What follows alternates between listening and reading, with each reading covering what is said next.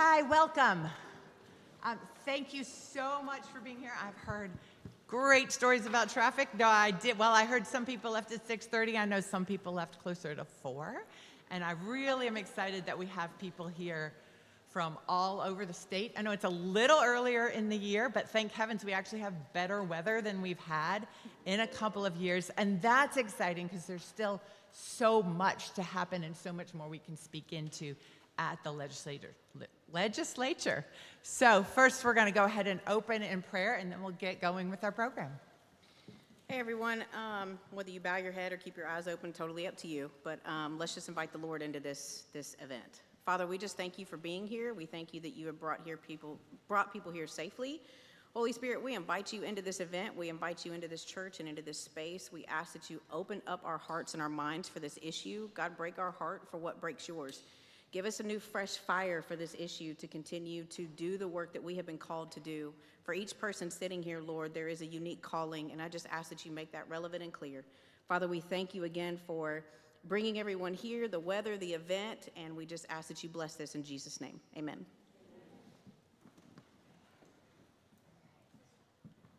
Again, thank you all for being here today. Make sure you note on the program, on this slide, we'll try to bring it up a few more times, how amazing our sponsors are this year. This is just an issue that keeps growing, and the support and the groups from around the state that fight trafficking that have joined together on this today, very, very grateful to them. But since we have a lot of legislators that are in between meetings or get back to meetings, I'm going to start actually by introducing Senator Sean Still. He is now the Senate Majority Caucus Chair. Senator Still, who has been at this before and been a long champion of trafficking work, has served in the Georgia State Senate since 2022. He represents District 48, which includes portions of Fulton, Forsyth, and Gwinnett counties. He serves as a member of the Senate Committee on Administrative Affairs, Education, Youth, Finance, Judiciary, and Transportation, very busy.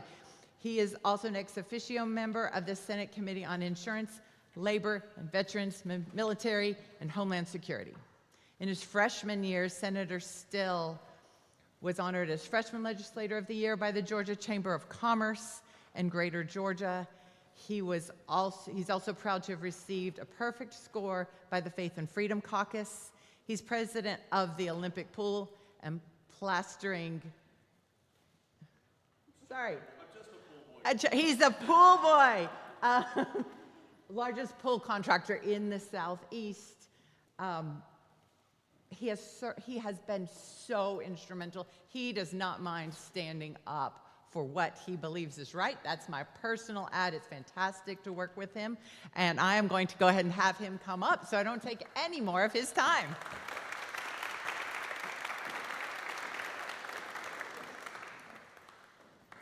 And thank you for using an old picture of me. You know, that's before I got elected, and that whole adage about the stress adding gray is very true. A lot of y'all are dear friends, and I appreciate y'all being here.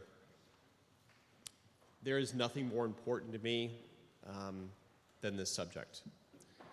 There is nothing that I'm more passionate about at this Capitol. The number of bills that I've carried reflect that. In this, the final year of Governor Kemp's time in office, I'll be carrying, I believe, the only human trafficking bill that we're tracking right now, and we're really fast-tracking it through the process to try to get it onto the governor's desk much quicker than normal. And the reason why is we have this little soccer tournament coming to Atlanta, you may have heard of, FIFA. And it will be the largest event that we've had since the Olympics, possibly even bigger. And sadly, when you have an event like that, comes prostitution, comes trafficking, comes sin of every kind and every form. Really, truly crimes against humanity. And so what we're focused on is to try to put mandatory frontline worker of all types, hotel, motels, Airbnbs, any sort of short-term, long-term rentals. Anybody that's working on the front lines has to be trained through the Criminal Justice Coordinating Council to make sure that they know how to identify, report, and be able to get that to law enforcement as quickly as possible. We've put enhanced penalties in there. We've worked with the Attorney General's office. Hannah, so good to see you here. Hannah Palmquist, she is an absolute rock star from the Attorney General's office. She's the one that puts these bad guys away. And so that's what we're going to be driving. Some of y'all I've told the story to before. I'm going to repeat it, so I apologize if you're hearing it for a second time, but it's worth repeating. Last year, one of the bills I was working on was this legal concept of civil forfeiture. Civil forfeiture is what we use with drug dealers, where if they're convicted, we seize all of their assets upon conviction, and then we give that money back to the community that they've made their money from, that they've profited from. And we were going to try to do the same thing on the human trafficking side.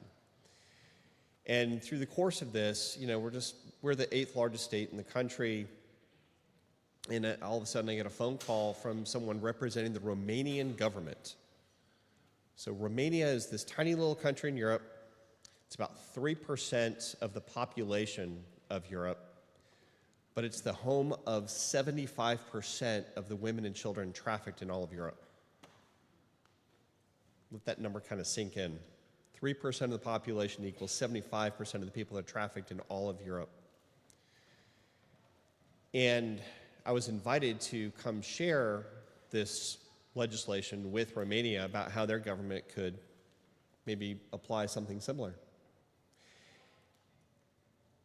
And I contacted someone in the State Department. I said, hey, you know, what do you think about this? You know, are you on board with it? And they said, no, please don't go.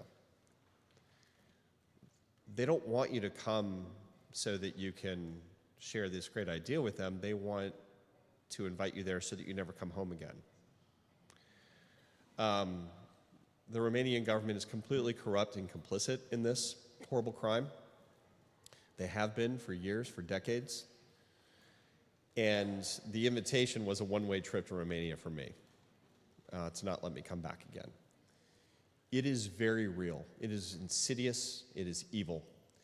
And I was able to make connections with friends in Romania, give them ideas on ways to help. A lot of the things that I've learned through Street Grace, of ways that they can help through rescue, recovery, and get people on a path of rebuilding their lives. But this is going to continue. We are going to continue to push and make Georgia the toughest state on human traffickers that we can. We are going to continue to drive. And sadly, if we eradicate it in Georgia, which would be the goal, but all it does is push this out into other states. So what Street Grace is doing is starting here, but it's pushing out beyond that too, so that we can completely eradicate it and not just push here and then have it move elsewhere. We just want it to end, and we're going to keep pushing. As long as I'm in a position of influence, I will continue to drive that. So many dear friends in the legislature that are here that continue to support in what we're doing. And yeah, I think you'll continue to hear from folks about that. But on a final note, I just appreciate that y'all care enough to come out and be here. I know it was an effort by all of you to come. It means so much that, you know, we have young people that care about this, that want to do what they can to help, you know, prevent this from happening to their friends, whether it's children, if it's workers, if it's women, if it's in a nail salon, if it's in a massage parlor, if it's something far worse than any of that. We are going to keep working. The Attorney General's office never stops. They never sleep. They continue to push this every single day. And I know that whoever our next governor is, whether it's been a priority for them or not, publicly, I know that we're going to continue to push this, whether it's Republican or Democrat, doesn't matter. This is a completely, not bipartisan, this is just a nonpartisan issue.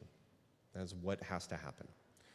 So I appreciate y'all, and thank you. It's good to see you. And Camilla, thank you for the opportunity. And if y'all need anything from the Georgia State Senate, I'm local. I'm one of the guys just like the folks that are here, we're local. We live here. We have day jobs. I build swimming pools for a living. It affords me the ability to be here. But that's what's important is that people will take time out of their lives to serve in the General Assembly, but also, like you, to take time out of school and your jobs to be here. So thank you very much. Hope you have a great day.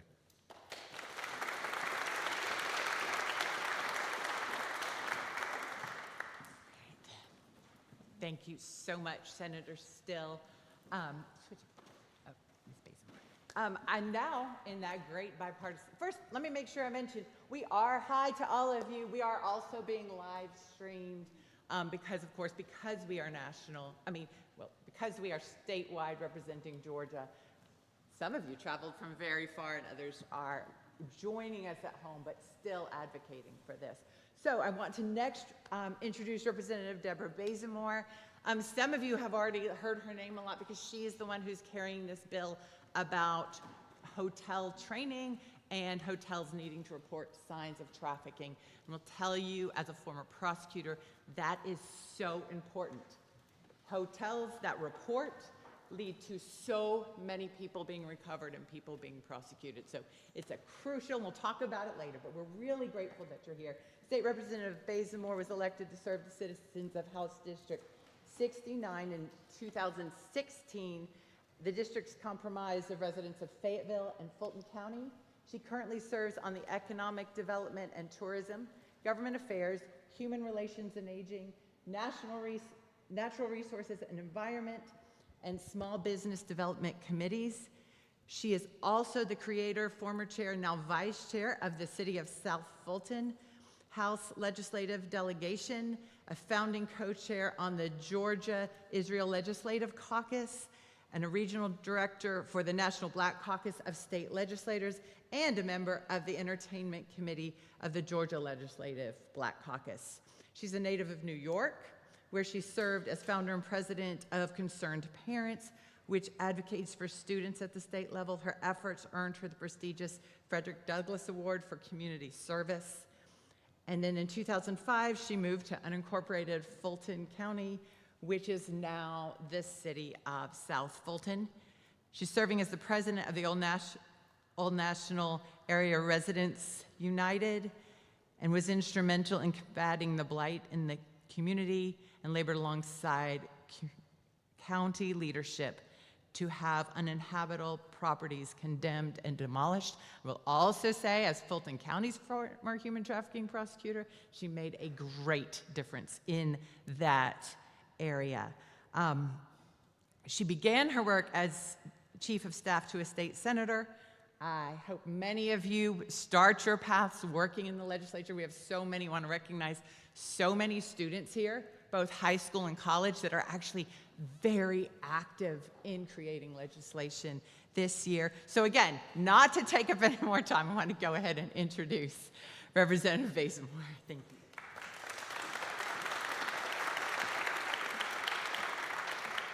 Thank you and good morning to everybody. It's so good to see so many of you here and interested in this issue.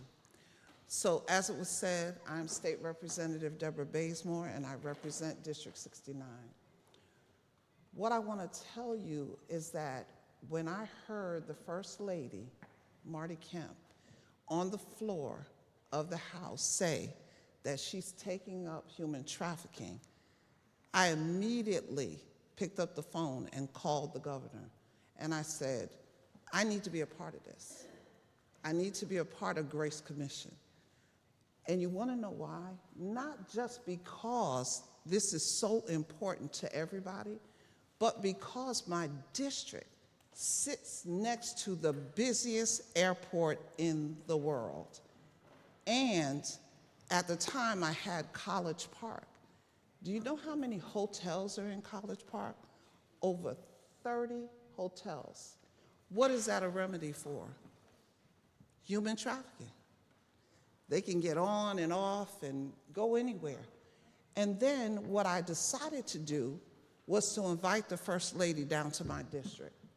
And she came 3 times to the district. The first time she came, I had the two mayors that the cities bump up against, the city of South Fulton and College Park, and their law enforcement there. And as we were talking about this issue, one of the mayors said, well, you know, the hotels, they're turning a blind eye because they're getting a kickback. My heart sank. I was like, you are the mayor of this city, and you are not doing anything to go after these people? We have to go after them. So we started the work, but then he passed away, and I don't know how many of you know Mayor Longino in College Park, dear friend of mine, but he passed away. So the work did not stop, though. So then I'm going to tell you about the last meeting we had. So I had the DA there, I had the sheriff there, I had the superintendent of schools there, and I'm saying all of this to say, the superintendent of schools was baffled. He's like, why am I here? And I said, you don't realize that there are kids recruiting kids? They recruit other kids in the schools. And you have to be mindful and careful, put in some safeguards, because these children are vulnerable. And right under your nose, and it was so apparent, because you didn't even know what was happening. But thank God, now that he knows, he got on board, and he started doing some work. So wherever you go to school, make sure there are guardrails in place. Make sure that people are educated in your school, that this is happening everywhere. This is in every county in this state. And I'm going to tell you a little story that the First Lady told. She said she went to one of the counties, or one of the cities maybe, and she was talking with one of the mayors or elected official, and they said to her, it's not in my area. I don't know why you're talking to me. It's not here. That same person had to come back and apologize to her, because guess what they found in that area? Human trafficking. And they arrested some people in that area. So don't think that because it's Alpharetta, Buckhead, College Park, wherever it is everywhere. Because they want you to think that because it's this area, it's not happening. It's happening. And so what HB 490 does is address the hotel owners from the top, the owner, all the way down to the worker, service worker. They have to, they are mandated to take the training so that they know what to look for. And if they're found to be neglected or negligent, then they will be fined. First fine is $500. The next one is $1,000, and then $2,000. And we started to put this under the guise of GBI, but we figured the Attorney General's office has wide range, so that's who it's going to be governed by. So I am so excited, and I have allowed others to look at this bill and to interject, to make changes, because we want to make it so hard for people in our state to traffic and be a part of trafficking our children. It's important. So I would say, please follow the bill, follow, and make sure you make your voices heard, because that is so important. And right now, we have bipartisan acceptance of the bill. So everybody's on board. We're making tweaks, but you should see this bill go past in the House, and then to the Senate, and then to the governor's desk to be signed. And so I'm really, really excited about it. And I ask you, if you have anything that you need from us, please contact us. I give out my cell phone number, and my colleagues think I'm crazy. But the thing is that you all elected us. I don't have any bosses over there. I have almost 60,000 bosses that put me in office. So you need to be able to get in touch with me. You need to get in touch with my office if you need me. And so that's what I want you to be able to do. And so and I'm making it short because you know we have to go gavel in, but I'm really excited about this bill. And if there are any questions or concerns, I can address them right now. Yes. The archive footage you called the bill the Georgia Human Trafficking Prevention Training Act. Is that going to be the actual final name for the bill, or is that? That will be the name of the bill. Thank you for that, because I left my bag across the street. Yes. So thank you. I appreciate your comments. I've been involved in hospitality for 35 years, and there is incredible training out there through HLA, Street Grace Best, all kinds of resources. Are you duplicative in your training and adding another layer, or are you approving the existing amazing training that's available? So thank you for that question. No, we are working hand in hand, and with Airbnbs and with the parks that have the hotels. So we're working with every entity that has, and we know there's already training now, and they have contacted me already to put verbiage in and to fix it. So I am amenable to whatever we can do to make sure it has a lot of teeth and that we get it passed. Any other questions? From the young, that's what I was waiting for. Yes. Hi. Okay, so I heard you say that if they're caught being negligent towards this issue, what is classified under negligent in this area? So based on the training that you should have known, that you know or should have known, that's what it's based on. Okay, and then would it be the same training on all fronts because of that, or would it depend on the different kind of training? Everybody would get the same training. And let me say this, the training is free. So they are not paying anything for the training, but they must take the training. So it is absolutely free. I understand, and I remember seeing from the archive footage last year that there was a lot of discussion about money related to short-term rentals. And I just wanted to ask you sort of a clarifying question. So is the idea with the verbiage behind short-term rentals to remove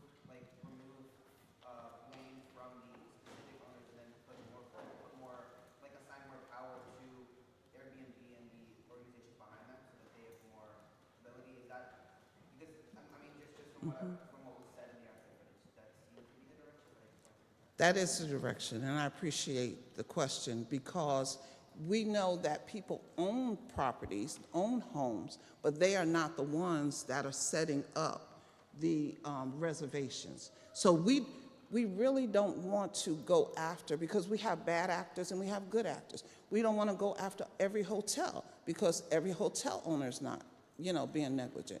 But we want to make sure those that are abiding by what is eventually going to be in the law. So I appreciate it. And I'm so glad you're so educated on this bill. Go ahead. One more. It seems like my time is up. Yeah, sorry. So you mentioned, for how quickly do you expect the timeline? I know you had it passed into, I'm imagining it's Senator Still who's going to create it into the Senate, or I remember being told that it was going to be a senator who's going to create it. So my bill had been introduced last year. So we've just been having hearings just because we've been making different tweaks to it, that's all. So when it goes over to the Senate, hopefully they will leave it the way it is because everybody has said what they want. Okay. Uh-oh. We do. Yes. One more. Okay, more, one and last then one. people next- Okay. The training will be carried out for the hotel management staff. What about the Airbnbs? Everybody. Everybody will have to. Thank you so very much. And I didn't give you my number. So my cell phone number is 770-871-8983. And I know my daughter back there, she assists me. She's probably cringing because she does my emails and everything. And also my office number is 404-656-0202. So please contact me. Thank you so much. Much. All right, is anybody else excited about the future when they hear these questions from these students? There's some really amazing, exciting things going on. And next we want to introduce Representative Sandy Donatucci. Some of you remember her from last year. She represents House District 105. She's a military spouse, a mother, breast cancer survivor, and a caregiver for her mom, community leader, and volunteer. She's passionate about standing up for the families of our local community. She currently represents the people of District 105 in the Georgia State House and serves as a member of the Education, Transportation, and Intergovernmental Coordination Committee. In a role, Sandy's delivering on her promise to lead with common sense approach to do what is best for her. She came into the House with really a focus on providing relief for our families and for protecting our children, which is why she started working on this issue so early on. So without any further ado, let me introduce Representative Donatucci.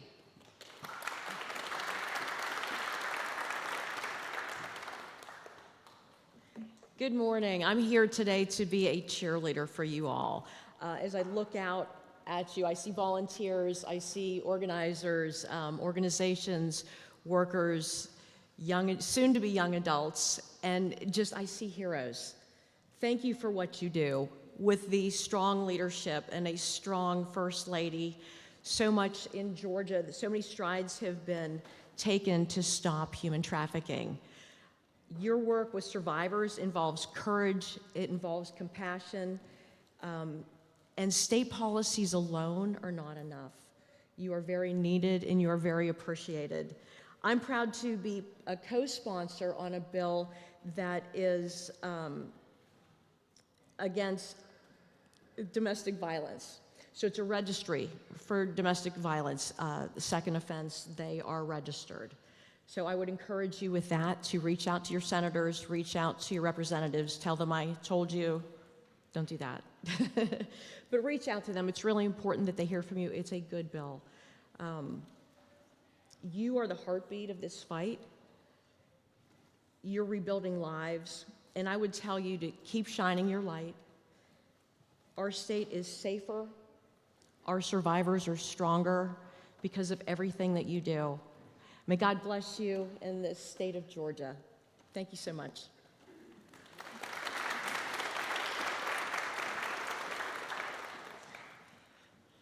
Thank you so much, Representative Donatucci. Next, I want to actually introduce Representative Matt Reeves. If you were here last year, you know there was a very big deal about the tort reform law and making sure we were protecting survivors. Representative Reeves definitely was a complete leader on making sure survivors were protected. Very briefly, he represents Suwannee, Sugar Hill, and Duluth.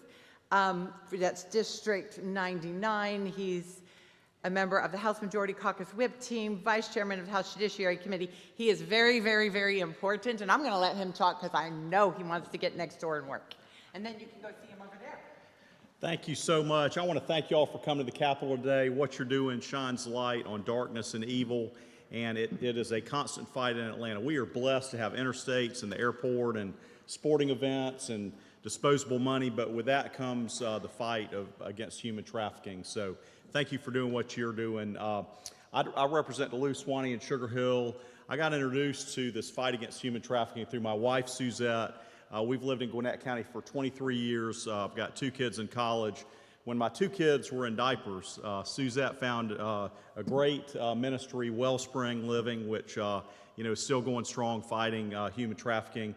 And she volunteered for them, and so I got to look after the kids as she would go volunteer, and just really was touched by the stories and the action and getting this evil out from among us. And then more recently, I get to practice law with John Tonge. He and Pat McDonough out in Gwinnett County have fought this fight. Sometimes jail time isn't enough to keep perpetrators from leaving our kids alone. Sometimes you need exposure, and you need to hit them in the pocketbook, and they've been doing that for years. And I'm just a real estate lawyer. I'm proud to work with some folks who are cleaning up the city. I want to tell you about a law that Governor Brian Kemp has brought. I learned about it yesterday. We spent an hour and the House Judiciary Committee. I'd like to applaud, by the way, Governor Brian Kemp and First Lady Marty Kemp.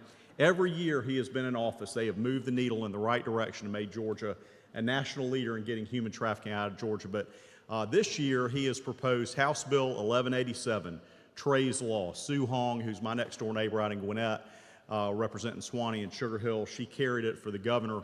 But what it does is it says these child sex predators, they cannot do non-disclosure agreements. I know y'all probably followed that Epstein story. You know, a lot of folks who prey on children, they go get a non-disclosure both from the victims and the witnesses and keep darkness and silence there and shame.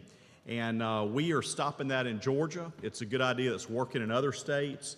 You know, I believe mandatory reporters, and do some homework on that. There are obligations to report child abuse. I think mandatory reporters getting a non-disclosure agreement, that's the total opposite of what ought to be happening, and Governor Kemp is getting in there and saying, put a stop to that. Those hush money, non-disclosure, silence, and shame situations that re-traumatize victims. So I was proud to work on that yesterday.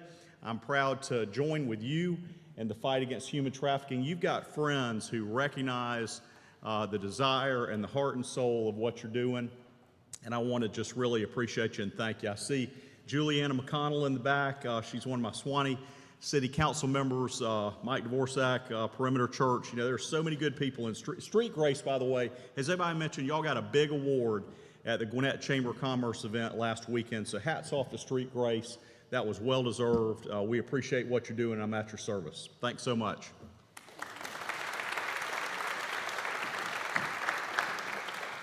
All right. We are going so out of order because there's so much going on, but I'm really happy to now be introducing Senator Brian Strickland from Georgia's 42nd Senate District. He's Republican, serving in the state Senate since 2018. Many of you have been in this movement. He has carried some of the strongest human trafficking legislation that we have had in the last decade. So he covers Morgan County, portions of Henry, Noonan, and Walton, and I know some of you guys are from that area. Serves as chairman of the Senate Committee on the Judiciary, so almost everything we care about ends up going through his committee, which is very also nice to work with. Also, Senate Committee on Appropriations, Banking, Financial Institutions, Ethics, Health, and Human Services. He's also an ex officio member of the Senate Committees on Children, Families, and Public Safety. So anything we have touched, he has covered. I'm going to go ahead and let him come up. He is extremely important to this movement, and so definitely make sure you're writing his name, that you know this is who we're working with actually on some really important legislation this year, along with this group of amazing students. So thank you, Senator Strickland. Well, good morning. I didn't know my friends, y'all were up here again today as well. Good to see y'all. Good to have y'all up here. Thank you so much for showing up today. This is such an important day. As you will see as you walk towards the Capitol, as I just walked over here, it's another crazy day where there's buses everywhere. There's thousands of people here. Everybody's up here for something. I think right now as I sit here, I'm supposed to be speaking at 4 different groups at one time for back home. It's always chaotic up here. But it's so important that year after year, we show up and acknowledge the issue of human trafficking, acknowledge what has happened in our state, acknowledge how far we've come with our laws in addressing this issue and supporting the victims that are caught up in this terrible, evil industry. And more importantly than looking back, it's important that we look forward. And as Representative Reeves said, the fight's not over. And looking back, before I served in the state Senate, I was in the state House. And I remember early on, people talking about human trafficking, sex trafficking, I think is what people usually just said back then. And these were the whispers I would hear. Nobody would really say this out loud where everybody could hear it. But a lot of the policymakers said, first off, what is this? Second, they'd say, I'm not sure it's really happening. There was this idea that originally that we were looking for these trailers full of people inside running down 75, and that was how it was portrayed to us as policymakers. And I was one of those people who didn't know a lot about this. Luckily, I didn't know a lot about this. And I was learning as a baby house member about this industry. And it also wasn't really popular to go out in the public back in your district and talk about human trafficking. That was not something we discussed. It was bad for economic development, right? It was not something you would talk about at your Chamber of Commerce meeting where you're wanting to bring businesses to our state, the #1 state in which to do business. We just didn't really want to talk about it. But because of so many people in this room and so many great leaders we've had in our state, and in particular, as Representative Reeves mentioned, because of Governor Brian Kemp and Marty Kemp, who brought this to the forefront at the state capitol, every single year we have moved the needle. Again, we started by saying this is a crime, by going after the perpetrators, giving our prosecutors the tools to go after human trafficking in our state. We started moving more towards awareness because we're making sure everybody can recognize this and see this evil industry in our state. And then we finally realized all the work we have done, we left behind the victims. There were so many people that were victims in this industry that were getting locked up, that were actually going back into the system, that had no way out. We started looking to support the victims. We've come so far. Now my fear is we're going to get numb to this because you know that this industry is very smart. They, like a lot of criminal industries in our world and in our state, they will get smarter and they'll work around the laws that we have. There's so much more work to be done, and we can't stop talking about human trafficking. We can't stop talking about the victims. We can't stop changing our laws to go after this industry in our state. And we will not stop that with your help.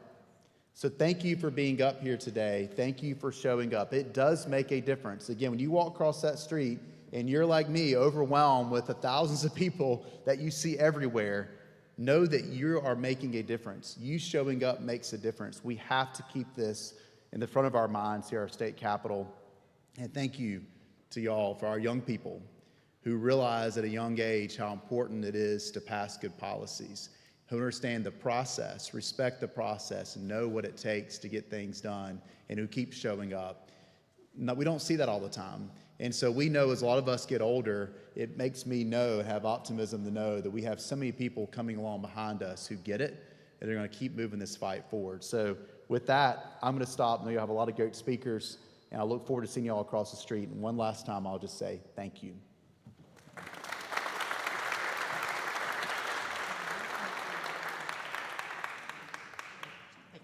All right. Thank you so much, Senator Strickland. Really needed no introduction in this field. So I just now want to introduce Special Agent in charge at the GBI, Anita Ivey. She's in charge of the Human Exploitation and Trafficking Unit for the GBI. This is the part where we talk about law enforcement after Hannah speaks. After Ms. Ivey speaks, I'm sorry. We're actually going to hear from the Attorney General's office as well. So make sure you have your pens out. She's Special Agent in charge of the GBI, bringing over 23 years of service to the agency.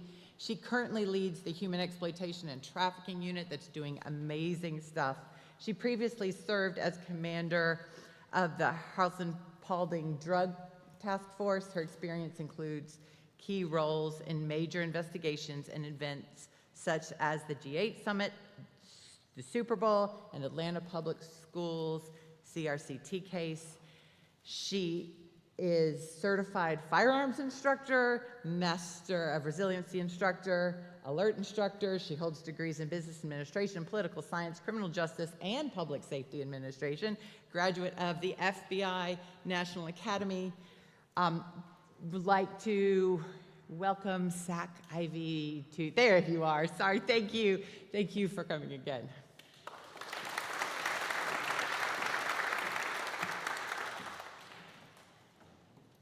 Good morning, and thank you for the opportunity to come out and speak with you guys in regards to some of the great things that the Human Exploitation and Trafficking Unit is doing with the GBI. As I was listening to some of the representatives and other speakers here today, I'm kind of tweaking what I wanted to say, basically because early on when I became the SAC of the unit back in 2023, I realized we had 7 agents, and that's to cover 159 counties in the state of Georgia. 3 of those agents work primarily agricultural labor trafficking, So we had 4 commercial sex trafficking agents to work 159 counties. So I knew early on, we're gonna need some help, right?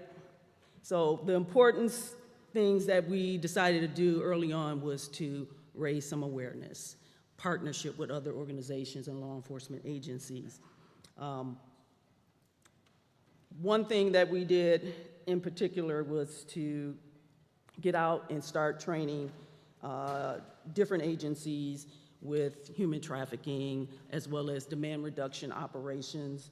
We know that awareness prevents exploitation, right? And it saves lives. So awareness was very important to us. So from 2023, when I started with the unit, to present, the HEAT unit has conducted 54 trainings into human trafficking, reaching 3,635 students from across law enforcement, emergency services, hospital staff, hotel staff, which you heard about from Representative Bazemore, and other civic organizations. Over the past year or so, we've also created or took on a new case management system, which we call Caseware or Talon. This particular case management system helps us to better track human trafficking data, as well as improve intelligence that we can share among other agencies.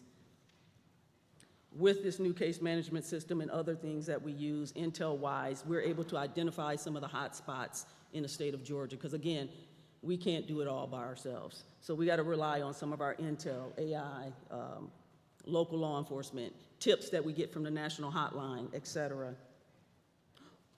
One such pattern of information led us to Macon, Georgia. Within our unit, we like to do undercover operations, what we call our demand reduction operation. So we traveled down to Macon, Georgia. This particular operation was called Operation Macon Plays. During this operation, we focused on not only identifying and arresting traffickers, but also being able to draw in commercial sex buyers. So it was more of a twofold approach, so we could reduce overall demand simultaneously. During that particular operation, we were able to make 13 arrests. We didn't just pick up Johns for pandering, which oftentimes you'll see that happening. Of course, we will take them because we want to reduce the amount of human trafficking that's occurring. A core part of the HEAT unit's mission is to safely recover victims. So most importantly, during this particular operation, we were also able to recover 11 victims. Those victims received medical service, some trauma-informed care, as well as community-related resources. On a broader impact, as it relates to Macon, and you'll hear about it maybe a little bit from Hannah, the Georgia Attorney General's office expanded the human trafficking prosecution unit in Macon, so we now have a unit there as well that can better serve, that area of Georgia and its surrounding. I know oftentimes you want to hear about convictions, and it takes time with human trafficking, as you guys are probably aware of. But over the last year, late 2025, we had a joint operation and investigation with GBI and HSI that resulted in a 120-month federal sentencing for a trafficker who targeted runaways, minors across DeKalb as well as Fulton County. So I spoke with you guys about awareness. I spoke with you guys about our new case management system, and I wanted to speak briefly about our partnerships. Like I said before, trafficking doesn't stop at a county line, so we don't stop as well. So we work very well with the Attorney General's prosecution unit, as well as local sheriff's departments and your local police departments in order to build a web of safety across the Georgia counties. We started looking at our gang connections. When we started looking at some of the investigations that we have conducted, approximately 80% of our investigations or cases that we were working had a gang tie to it. So that was something that was surprising to me, but then again, not so surprising because you're seeing that a lot more frequently now. So the gang unit, as well as the HEAT agents and the HEAT task force, we're working together in order to combat and dismantle organized structures that profit from human suffering. Another partnership, hospitality and businesses. The unit key partner is the Grace Commission, of course, in efforts to train hospitality professionals in business through the Georgia Business Against Trafficking programs. And basically, we want to be able to identify and spot some of the warning signs. So looking at the road ahead, innovation is our tool, but partnerships are our strengths. As we look towards 2026 and the rest of this year, our goal is to make Georgia the most hostile environment in the country for traffickers. We want to make traffickers as uncomfortable as possible to operate in this state. So, as you can probably feel from my words, we take human trafficking very seriously. We're not just trying to close a case here or a case there. We're looking to help restore some lives. So with that being said, I want to thank all of you guys for all that you do.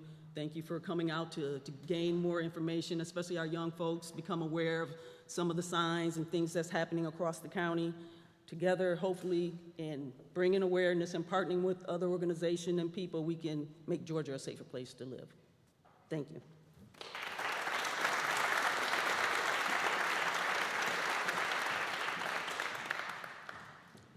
Thank you so much, Agent Ivy. And I will tell you, as we do stuff across the country, Georgia is known, and Georgia's Heat Unit is known for their work, for their demand reduction efforts, for their arrests. So it is very great to be in Georgia and to know the work that GBI is doing. And now, next, but I'd like to introduce Hannah Palmquist. She leads the Office of the Attorney General's Human Trafficking Prosecution Unit, which is doing an absolute amazing job. So good flow here today. We first heard from the legislators that are making the laws, but now we're hearing from those who are enforcing them, who are making sure that those laws have teeth, and I mean sharp teeth. Hannah earned her law degree from Emory in 2012. After law school, she served as an assistant district attorney for DeKalb County, and then in Cobb. She was part of the trial division, then moved to the special victims unit. That's when I first got to meet her. She prosecuted sex offenses, crimes against children. She had convictions on cases including child molestation, rape, child pornography, domestic violence, and human trafficking. During that time, she was named the Daily Report's 2016 On the Rise edition, publication of 40 attorneys under the age of 40 statewide. In September of 2018, she became supervisor of the Cobb County Juvenile Unit. And then in 2019 is when she was named the unit chief over the Attorney General's Human Trafficking Unit. And that's when so much work in Georgia just really exploded. She oversees the teams in Atlanta, Macon, and Augusta. She has trained up so many prosecutors under her who are bringing these cases absolutely across the state. She's twice been named to the James Magazine's list of Georgia's most influential attorneys. And in her current role, she leads those investigations and prosecutions of the human trafficking cases across the state of Georgia. And she does a lot of speaking. We're now coming across her at so many different events nationally because of the work they have done and other states wanting to replicate the amazing prosecutions that are happening. So without further ado, let me introduce Hannah Palmquist.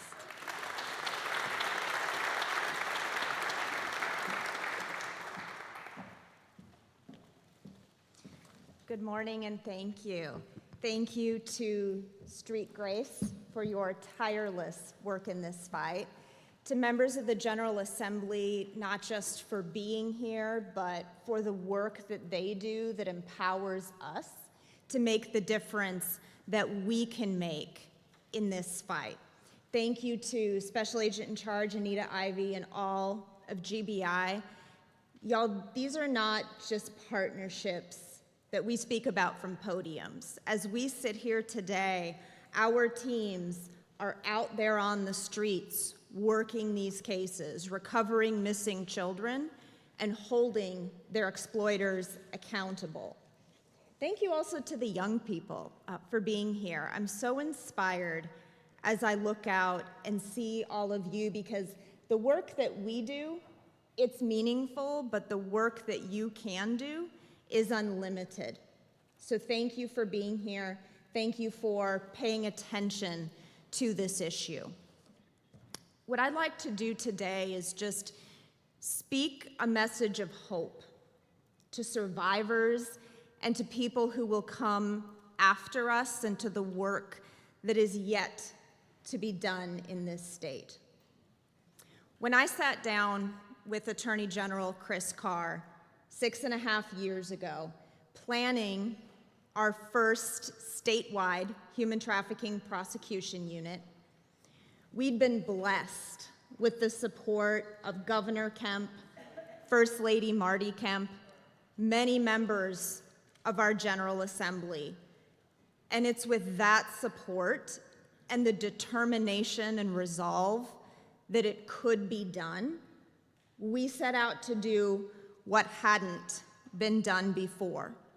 We set out to make a difference in the lives of those who have been impacted by this evil industry. We resolved to look for missing children regardless of whether they left home voluntarily or were abducted, so that it would never again be said that a child is just a runaway. To date, we have recovered and assisted over 200 children. We resolved to work difficult investigations, to try difficult cases. So we reopened investigations that had been closed. We tried cases that had previously been dismissed.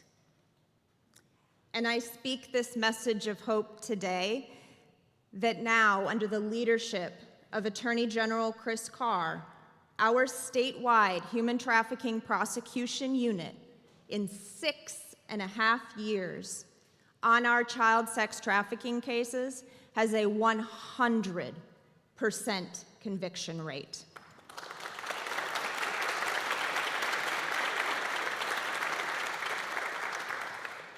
We resolved to hold accountable anyone who participates in this evil industry. We've prosecuted a hotel clerk for knowingly providing hotel rooms to human traffickers. We prosecuted a gang leader who was in prison the entire time of the trafficking and never even knew his victim's name because he knowingly was receiving financial proceeds from his gang who was out on the streets trafficking a teenage girl.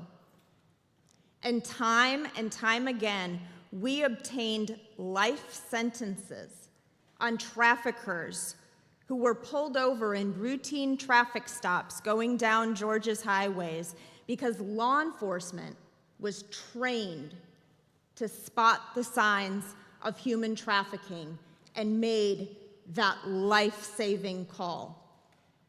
We resolved to lead the nation in the prosecution of buyers as well as sellers, because we know this, that if no one was selling or no one was buying children for sex, no one would be selling them. Because at the end of the day, human trafficking, when it's a seller, is a financial crime. We resolved to lead the nation in awareness because we understand that if we stay silent, it is the most vulnerable people in Georgia who suffer in that silence. And thank you for sharing, Special Agent in Charge Anita Ivey, that we now have satellite offices, regional offices in Augusta and Macon, because we are determined, we are resolved to help all of Georgia, because human trafficking happens in every corner of this state, and we believe that a child's access to justice should not be determined by their zip code.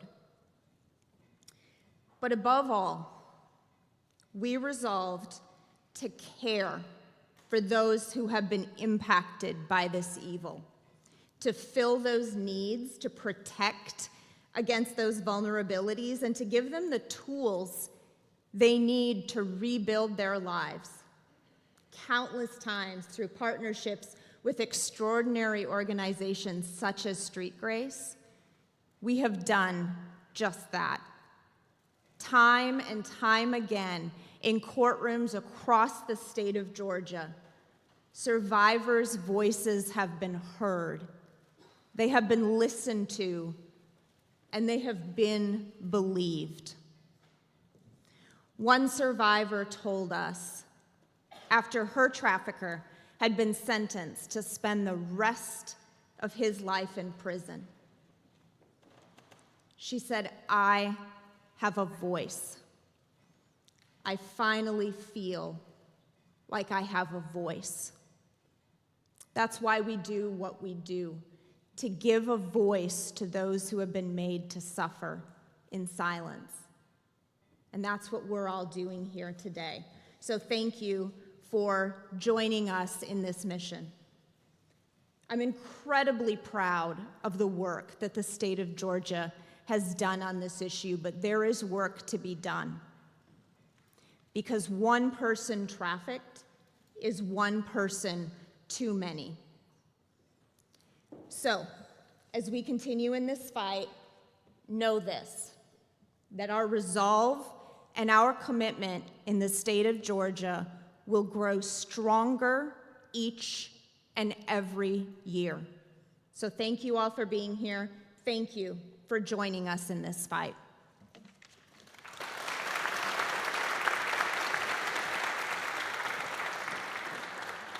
All right, we have one last representative. Representative Chuck F. Stration, he is the House Majority Leader. He has been in this fight since he was first arrested. Did I just say that? Sorry, I was listening to Hannah and the GBI too much. Sorry.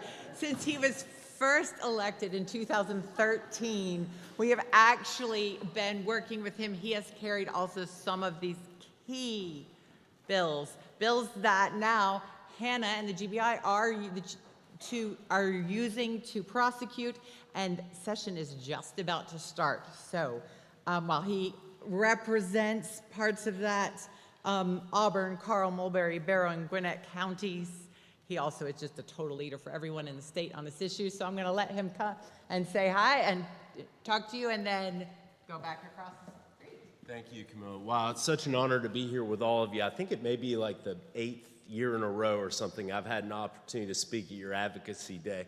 You know, turning out like you do each year to confront what is true evil. We think about those who would traffic children, traffic anyone for sexual purposes, for labor, servitude. This is just, it's an unfathomable concept.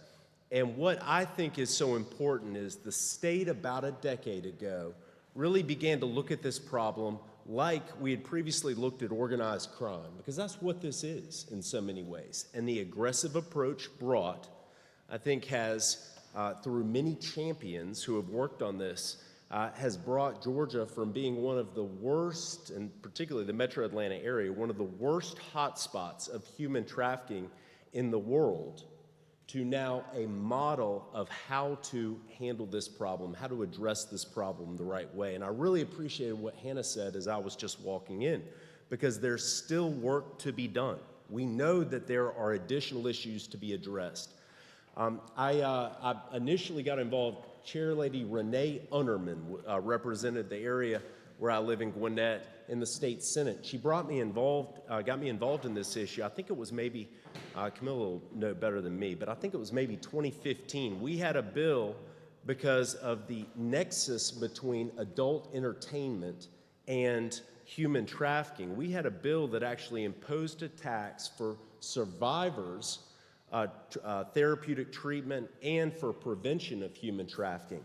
And that, in the last year, has now been found to be constitutional by our courts. So after all these years, now a great fund is in place to provide resources to victims of human trafficking. Additionally, we have each year had really momentous legislation. I was proud to carry some very important bills that changed how victims were considered under the law, right? Not prosecuted, but receive therapeutic treatment, wraparound services, assistance, how traffickers are prosecuted and characterized under our law. This is not a misdemeanor pimping offense. This is human trafficking that deserves a prison sentence. And then also, very importantly, is to go after the buyers. The buyers, this is supply and demand industry to these evil criminals. And if the buyers are not out there, then we wouldn't have as much of a problem. And so focusing on addressing that as well has been critical. I want to commend First Lady Marty Kemp and the governor for the dedication to addressing this issue. And I want to tell you that the fight goes on. There was a bill in committee yesterday that is up for consideration right now, and there will be other legislative efforts as well as funding measures we'll be working on. It is such an honor to be here with you today. I look forward to seeing you all at the Capitol, telling my colleagues, look for the purple scarves. These are our friends in this fight, and us continuing this truly critical effort to save Georgia's children, to ensure that our state can be a beacon of light, that we reflect the great values, what we all know about Georgia be so wonderful, and that we're willing to confront evil like this head on. Thank you so much for having me here today.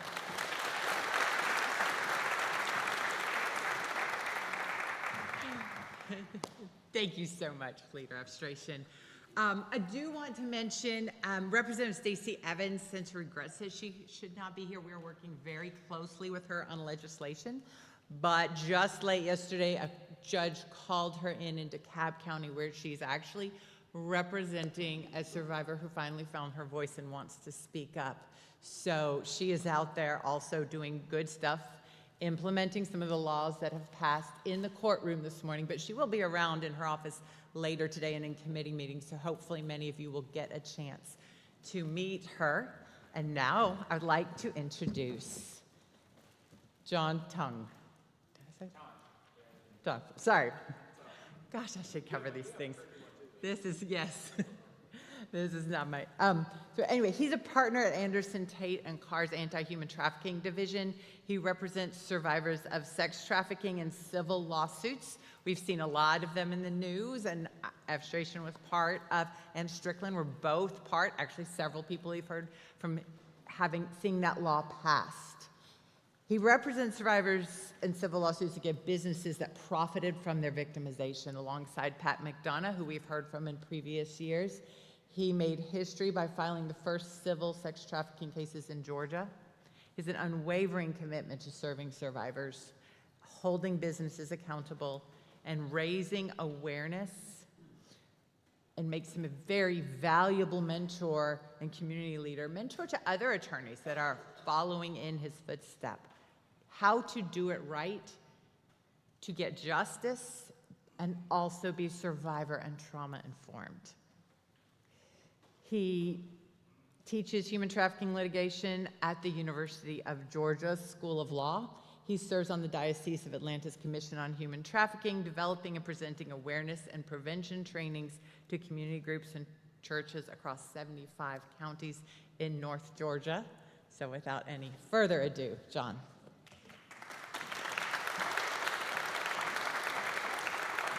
Thank you, guys. Thank you, everybody, for being here. I'm always really inspired and humbled by all the work that I get to see. I stay in my bubble and do my lawsuits a lot of times, but I'm always amazed at what the law enforcement is doing, what Street Grace and all these partners are doing, and what the legislators are doing to address this. I am just filling in for Pat, so I'm sorry that you got the B team, but since there are a lot of young people here, what Pat and I do is represent sex trafficking survivors in civil cases, and so we sue generally hotels that knew or should have known.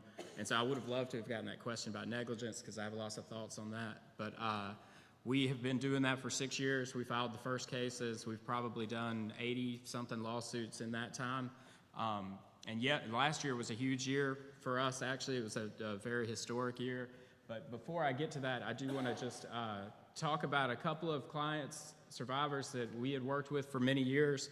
And I like to start on a positive note. And so I've gotten to know these clients over 4 or 5 years, and their lawsuits are over, and it has been incredibly gratifying to see what they have been able to do after they've gotten some treatment, after they've gone through some counseling, and what they decided to do with the rest of their lives. And so I have one client, this LFI Parking, who invested in a parking lot near Mercedes-Benz, and so like they do events and tailgating and things like that, and they have people that park, and it's like a family business, and they use some of the proceeds to support nonprofits.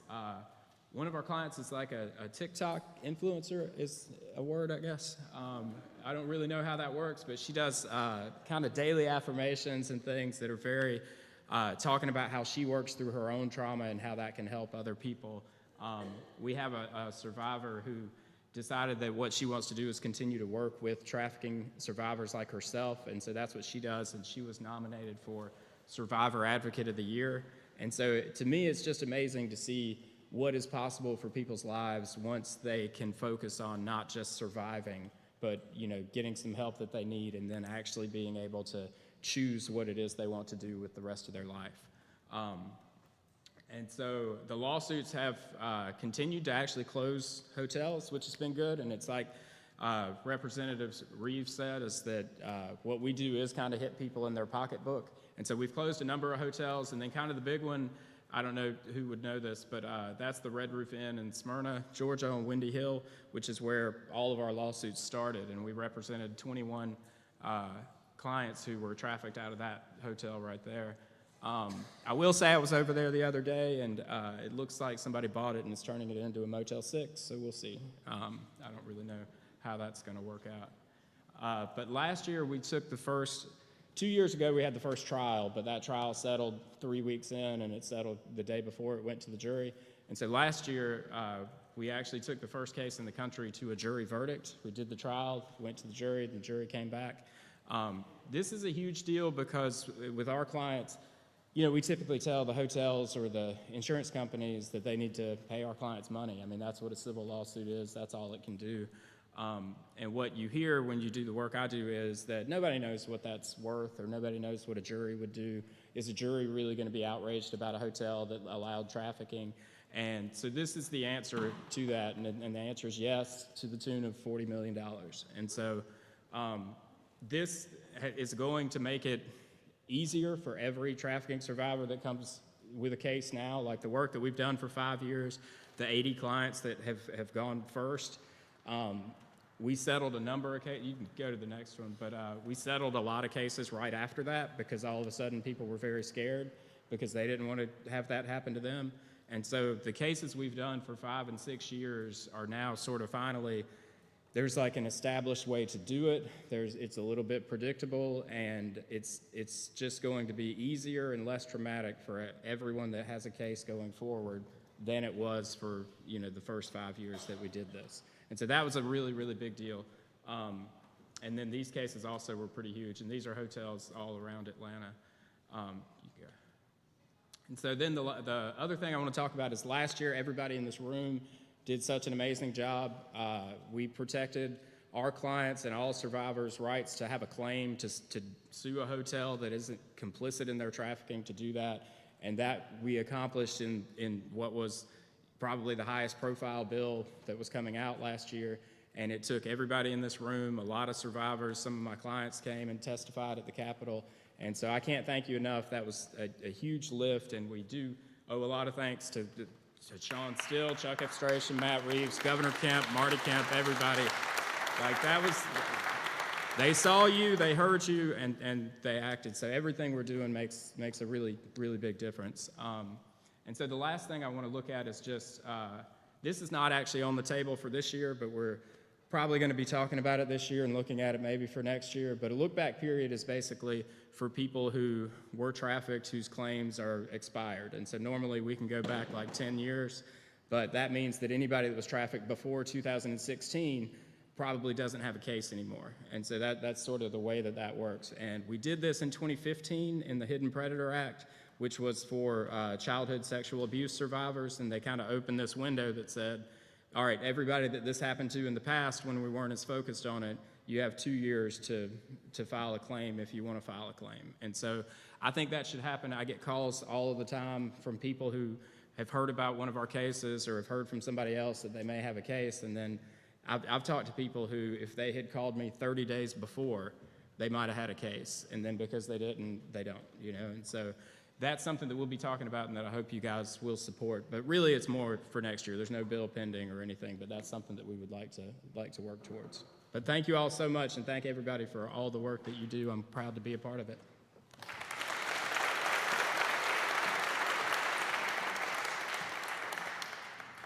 All right, thank you so much. When I got tasked, which you may have noticed, had not practiced much the introductions, so I'm going to go ahead and just give my own very briefly for those of you who I haven't met.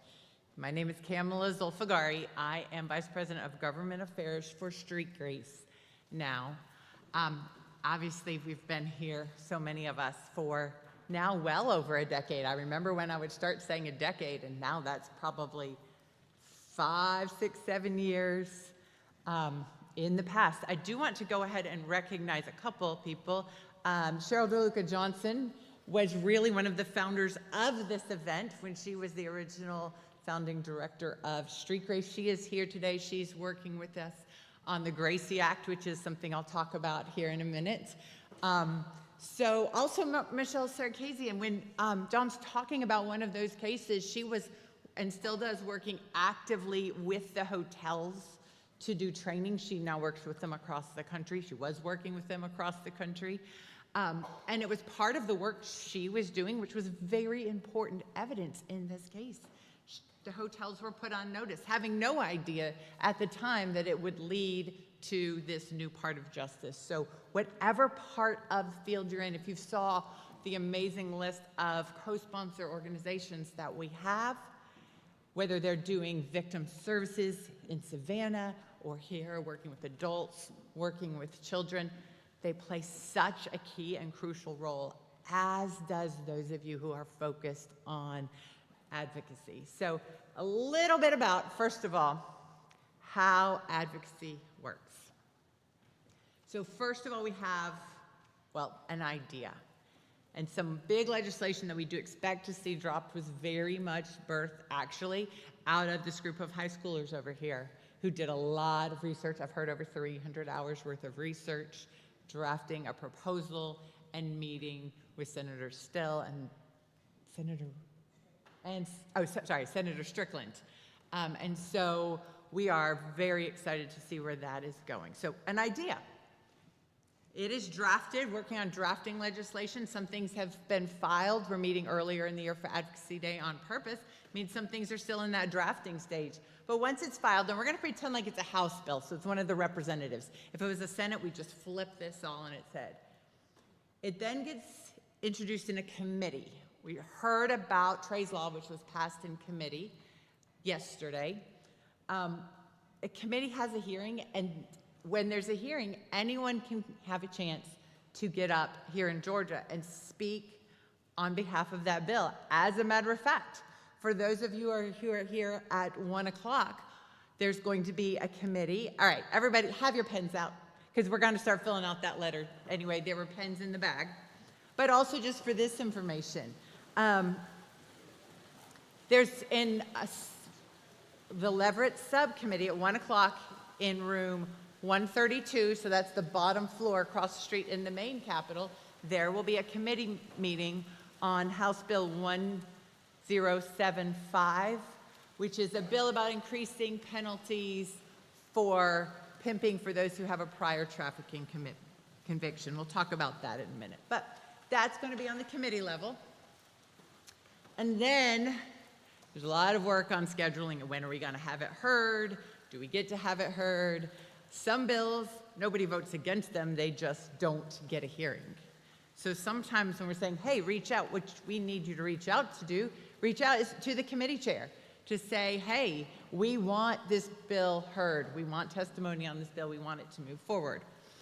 Once it passed the committee, the same thing happens. We have to get it heard on the floor of the House or the Senate. So that bill will now move through Rules Committee, where they decide, hey, what are we going to hear testimony on and what are we going to vote on? So then it goes to the floor. Once that is voted on, it goes over to the other house. So it'll go over to the Senate. It'll be assigned to a committee. Everyone again will have a chance to show up at the committee hearing and testify about it. I know some questions that have been asked. If you contact the bill sponsor or the committee chair's office, very often they'll put you on a list to let you know, because it's very fast moving. They can announce and put something, say it's going to be on the agenda tomorrow at 10, and you might not find that out till the evening. So getting on that list and finding those out, if there's a bill you're particularly interested in, is very important. But the same thing happens then.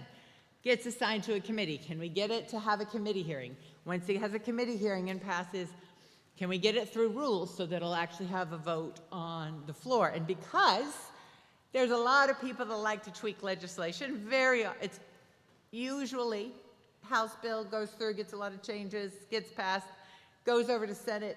Maybe there's a few other little tweaks. Sometimes it's as small as a comma. Doesn't matter. After that, because they're different, they can either go to a reconciliation council or people from both sides get appointed to go say, yep, we'll go with this last version of the bill, and then it gets voted on in a package. But sometimes it actually gets ping-ponged back and forth where both houses are fighting for their version of the bill. But then the concern is there's only 40 working days of legislative session. And often that can lead to whoever the opposition is, stalling the bill so that it gets timed out. So timing is so important. 40 working days, we're really blessed. In the past, we never knew when session was going to end. They would set about the next 5 or 10 days every couple of weeks. Now we actually do have an end date, right end of March, beginning of April. So I'm going to go ahead and talk about some of the bills and legislation that we're looking at, that we're advocating for, that we feel are very important to move this year. And we'll start with felony sex buying. We have had this. Georgia was one of the first states back in about 2015 to consider it. And it was one of those bills that everyone always voted yes for, but at the last minute, it got pulled and didn't get that last vote. We have increased it now, felony sex buying, so adult or child, it is a felony on the second time, but we still have first time where it's just a misdemeanor. What has happened in the last decade is we're actually really starting to fall behind other states. Just yesterday, Kansas passed making all purchasing of sex a felony. North Carolina has passed it, Tennessee has passed it, Texas has passed it. Texas claims they were first, if they technically were. So we're actually starting on this one issue to fall behind, and we very much hope and anticipate that this will be introduced. We just did some research, so some of you know that we have a technology platform that helps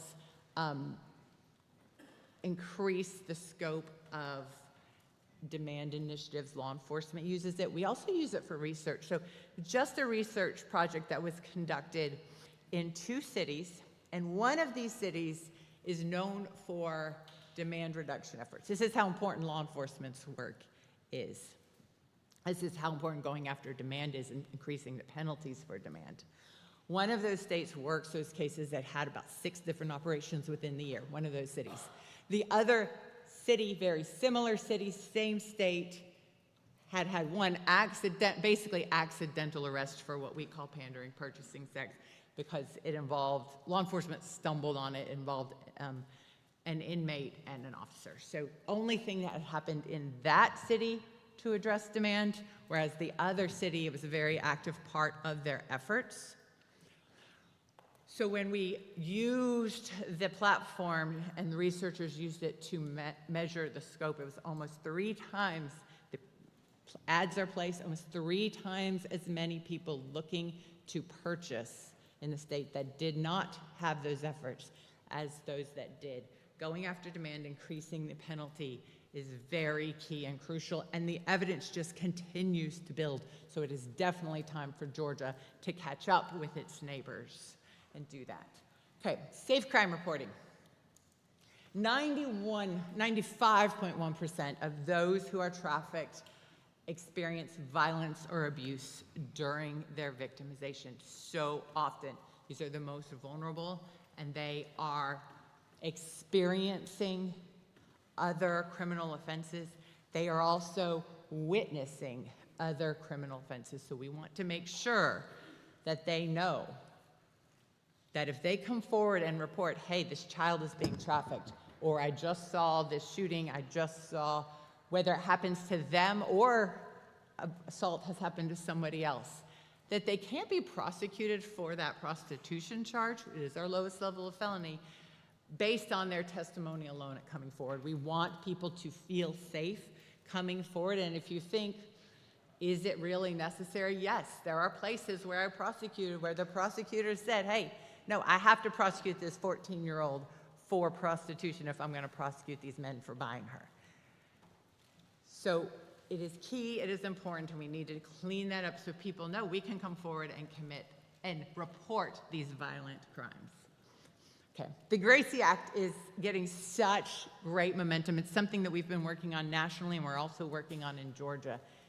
Basically, it is to require the recording of all Child Protective Service interviews. On the federal level, we're working on funding for that. That is being sponsored, very bipartisan, from Georgia's John Ossoff's and Tennessee's Marsha Blackburn. So we've got both sides of the aisle focusing on this. It's having great momentum. We now have it introduced in 13 states. We're working on it in Georgia, like I said. Cheryl DeLuca Johnson, who's among so many other things, a therapist and a foster mother, is one of the key experts working on this with us. And there's really two reasons. One, we do want to have the best evidence. We want to know what the child actually said. Also, we don't want the child to have to continue to repeat themselves. So often when here it's DFACS, but a Child Protective Services worker interviews, they take a few handwritten notes and type it in the system. Sometimes law enforcement tells me it can be weeks and weeks later. That's not accurate. It actually, we want to make sure the best evidence is recorded. We record all of our interview. Law enforcement records everything they do now. We need to make sure our children are getting that same best practices.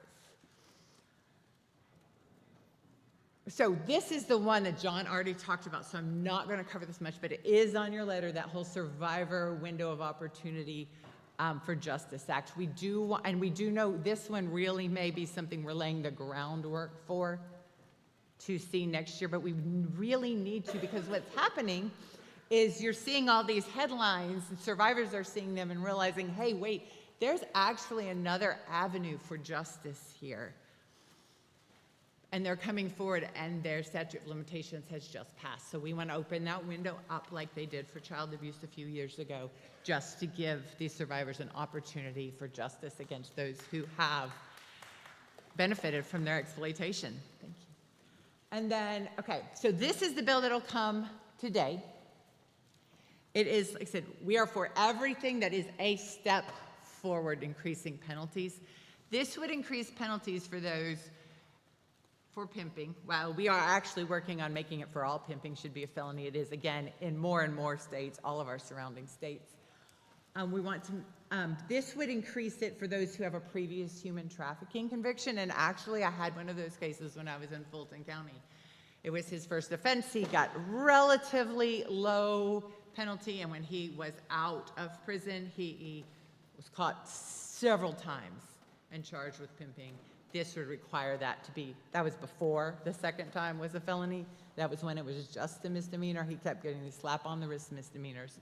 This would make his penalty be a felony, and that's the one you can go testify about, moving the needle, increasing the penalties. And then, oh, and these numbers, switch back. Where there's that little blank before increased penalties for pimping, you can go ahead and write the bill in. When we got all of this ready, we did not have all of the language on all the bill numbers there. And then Representative Bazemore talked about the required training and reporting for hotel staff. I know you guys are working on that a lot over here. That is House Bill 490. I do want to, yes, ma'am. We don't have House bills on those yet. Those are the ones we're working on. So you have those letters. We talk about the reasons for all of them in there.